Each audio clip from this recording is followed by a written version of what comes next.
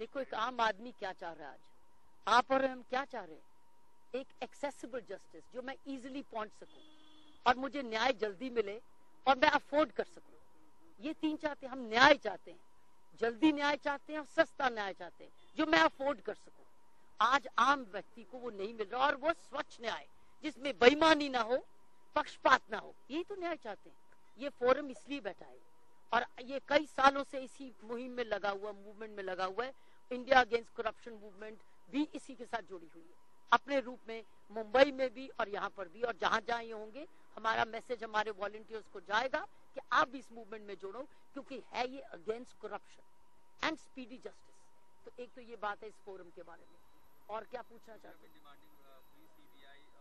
देखो अगर लोग जो सिलेक्ट कमेटी, अभी हमें डिटेल्स तो मालूम नहीं है क्योंकि ये जब तक टेबल पे पब्लिक नहीं हो रही हमें नहीं मालूम इस वक्त।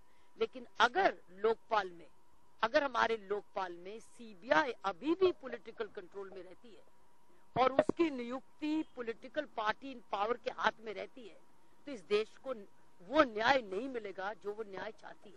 वो इंडिपेंडेंट तफ्तीश नहीं मिलेगी जो सख्त जरूरत है इस देश को। इशू ये है। तो अगर हमारी सिलेक्ट कमेटी ने सीबीआई को पॉलिटिकल कंट्रोल से मुक्त नहीं किया है तो इसका मतलब है ये मूवमेंट जारी रहेगी और कोई चॉइस नहीं है। ये अवेयरनेस जारी रहेगी। जन लोकपाल में मेन मुद्दा है सीबीआई की मुक्ति। जन लोकपाल इज द मेन, उसका जो फुल क्रम है, it is the independence of the CBI. और इंडिपेंडेंस ऑफ सीबीआई कब होती है? उसकी अपॉइंटमेंट इंडिपेंडेंट होती है, उसका बजट इंडिपेंडेंट होता है, उसकी अकाउंटेबिलिटी पॉलिटिकल कंट्रोल को नहीं होती, लोकपाल होती है जो इंडिपेंडेंटली सिलेक्टेड होते हैं, जो वो भी पॉलिटिकल इन्फ्लुएंस नहीं हो सकते, वो भी रिमूव तब हो सकते हैं अगर उन्होंने वाकई करप्शन की हो, वो भी अकाउंटेबल टू द लॉ होते हैं। अगर ये मुद्दे अभी भी हमारे लोकपाल में स्पष्ट नहीं हुए हैं तो ये मूवमेंट लोग मांगते ही रहेंगे। अभी दूसरी बात ये जो मुझे डर आ रहा है इस वक्त कि लोकायुक्तों पर पार्लियामेंट ने एक पूरा रेजोल्यूशन पास किया था, एक कमिटमेंट दी थी अन्ना को रेजोल्यूशन में, जब अन्ना ने 28 अगस्त को अपना अनशन तोड़ा था। एक written commitment from the prime minister and unanimous resolution from the parliament आया था कि हम आपको सख्त सेंट्रल लोकपाल देंगे। सेंट्रल लोकपाल, वह लोकपाल जो सारे स्टेट्स के लिए एक कानून बनेगा, that means it will be a central legislation. लेकिन इसके लिए कोई भी पार्टी मानी नहीं। ये पहला सारी पार्लियामेंट का रेजोल्यूशन और प्रधानमंत्री जी की चिट्ठी लिखी हुई अन्ना को, अगर ये उस पर जा रहे वापस, then it is a big breach of trust with the people of this country. एक बड़ा जबरदस्त धोखा हुआ अन्ना के साथ, क्योंकि अन्ना ने अपना 12 दिन के बाद अनशन तोड़ा था। जब मिस्टर देशमुख आके उन्होंने अन्ना का वो पत्र पढ़ा था जो प्रधानमंत्री जी ने साइन करके चिट्ठी लिखी थी कि हम आपको सख्त सेंट्रल लोकपाल देंगे जो सारे देश में लागू होगा। सो अगर वो नहीं मिल रहा तो वो भी गया। दो चीजें और अन्ना के साथ प्रॉमिस की थी, तभी अन्ना ने अनशन तोड़ा था। वो है सिटीजन चार्टर और ग्रीवेंस रिड्रेसल, और कहा था कि सारी ABCD सर्विसेज इसमें शामिल होंगी। ये सभी चीजें तो मुझे मालूम नहीं है अगर प्रश्न है इस सिलेक्ट कमेटी की रिकमेंडेशन में। लेकिन अगर मैं फिर से घूम के वापस आऊं तो मैं समझती हूँ सबसे इंपॉर्टेंट मुद्दा है इंडिपेंडेंस ऑफ द सीबीआई। अगर सीबीआई की नियुक्ति अभी भी पॉलिटिकल हाथों में है उसकी, और वो लोकपाल को रिपोर्ट नहीं करती, उसका बजट इंडिपेंडेंट नहीं होता और उसकी फंक्शनिंग इंडिपेंडेंट नहीं होती, तो फिर ये लोकपाल जो है ये अधूरा होगा और लोगों को मांगते रहना पड़ेगा। जो करप्शन के ऊपर जो अंकुश लगना है उस तरीके से डर नहीं पैदा होगा, जो डर खासकर हायर कैटेगरी के लोगों में। और फिर अगर लोकपाल ये फिर ABCD कैटेगरीज CND को नहीं ले रही तो आम आदमी को फिर राहत नहीं मिलेगी, क्योंकि जो CND कैटेगरीज है या हमारी लोअर कैटेगरीज है जो आम आदमी को करती है, वो फिर उन्हीं इन्वेस्टिगेटिंग एजेंसीज में जाएंगी जो खुद उनको इन्वेस्टिगेशन चाहिए। तो इसका मतलब बिना साधन के आपने छोटी करप्शन जो पंचायत लेवल की करप्शन है, जो कैटेगरी B लेवल की करप्शन है, आपने उसको तो छेड़ा नहीं, तो वो है आम आदमी को नुकसान पहुंचाती। ये भी प्रॉमिस किया था पार्लियामेंट ने यूनानिमस रेजोल्यूशन से, प्रधानमंत्री जी की चिट्ठी से, कि सारी सर्विसेज लोकपाल के अधीन आएंगी। अगर वो भी गई और वो लोकायुक्त को छोड़ दी गई, और लोकायुक्त भी बनेंगे या नहीं बनेंगे भगवान जाने। अगर ये रिकमेंडेशन आ रही है जो मैंने अभी तक अखबारों में पढ़ा है कि लोकायुक्त सब अपने अपने स्टेट के 1 साल तक लाएंगे अपने तरीके का, अब अपने तरीके का और ये भी आज मैंने पढ़ा, अजीब सी बात है कि क्या उसमें वो चीफ मिनिस्टर होने चाहिए कि नहीं लोकायुक्त में, और लेजिस्लेटर भी होने चाहिए कि नहीं। ये बहुत चिंता की बात है, क्योंकि आधा करप्शन तो ब्यूरोक्रेट्स और लेजिस्लेटर्स मिलकर करते हैं। अगर आपने लेजिस्लेटर्स को छोड़ दिया, चीफ मिनिस्टर को छोड़ दिया, तो आप किस चीज का भ्रष्टाचार कर रहे हैं इन्वेस्टिगेट। ये बड़ा जबरदस्त एक धोखा है। इसका मतलब आप लोगों को स्टेट्स में छोड़ रहे हैं, अपना अपना मूवमेंट जारी रखो, जो करना है आपने करना है करते रहोगे, हमने जो करना है करते रहेंगे। इट्स अ वेरी सीरियस, बहुत दुखी की बात।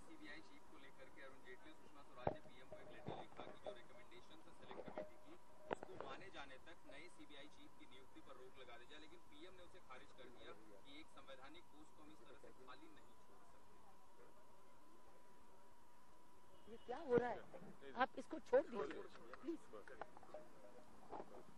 आप बिल्कुल सर पे टक रहे हैं, प्लीज।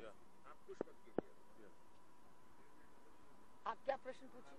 नए सीबीआई चीफ को लेकर के leader of both the houses ने पीएम को एक लेटर लिखा कि सेलेक्ट कमेटी के जो रिकमेंडेशन था सीबीआई को लेकर उसको माने जाने तक देखो जो देखो जब आपके पास अगर यूनानिमस एक रिकमेंडेशन बड़ी अच्छी आ रही थी सेलेक्ट कमेटी से कि सीबीआई की नियुक्ति कैसे करनी, वो इंडिपेंडेंस की तरफ जा रहा था। अगर वो नई इम्प्लीमेंटेशन हो जाती है, कानून अगर इम्प्लीमेंट होता है, जो कि अभी बड़ा मुश्किल नजर आता है क्योंकि इसके लिए दोनों हाउसेस को ज्वाइंट सेशन करना पड़ेगा क्योंकि अमेंडमेंट्स आ रही है। लेकिन सवाल उठता है, उसमें था chief justice of India, leader of opposition and the prime minister, तो फिर इतनी जल्दी किस बात की? आप वैसे भी उनको शामिल कर सकते थे, तो इतनी जल्दबाजी क्यों कर ली आपने? क्योंकि ये नियुक्ति बहुत इंपॉर्टेंट है। नियुक्ति मैं एक किसी इंडिविजुअल पर नहीं हूँ, कैसा उन्होंने अपॉइंट किया मुझे उस इंडिविजुअल का कोई मुझे मालूम नहीं है, लेकिन सवाल उठता है सिस्टम पर, प्रोसेस पे। प्रोसेस जो है ये फिर से डिफेक्टिव हो गया, ये फिर से इंडिपेंडेंट नहीं हुआ, क्योंकि फिर से सरकार ने अपनी नियुक्ति अपने तरीके से कर दी।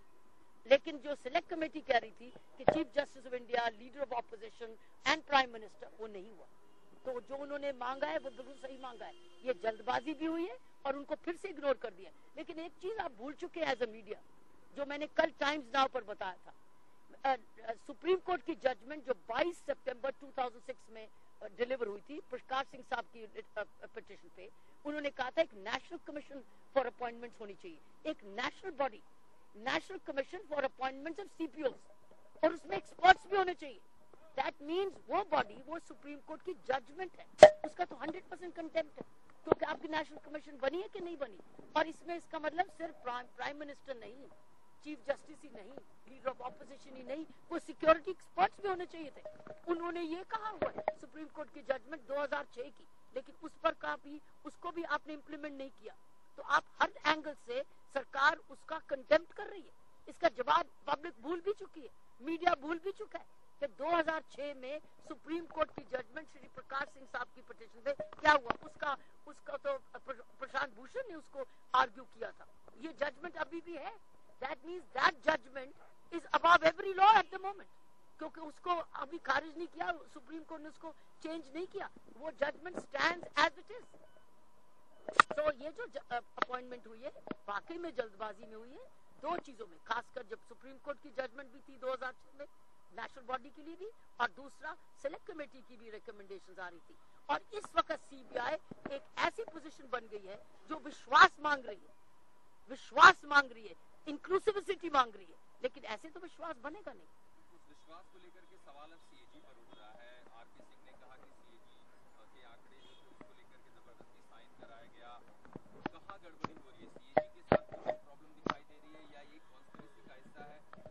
देखो सीएजी की डिटेल्स मुझे मालूम नहीं है, लेकिन मुझे लगता है कि बड़ी देर के बाद जो भी व्यक्ति बोला है, बड़ी देर के बाद बोला है। मुझे सिर्फ इतना है कि अगर तो ही बोल देता अगर कोई जबरदस्ती हो रही है, तो इतनी देर के बाद क्यों वो बोल रहा है, ये मुझे प्रश्न है मेरे मन में। वो देर से क्यों बोल रहा है, वो जस्टिफाइड है कि नहीं, I do not know. But एक प्रश्न जरूर है कि अब क्यों बोल रहा है। अगर तुम सोचते थे कोई गलती हो रही है तब क्यों नहीं बोले?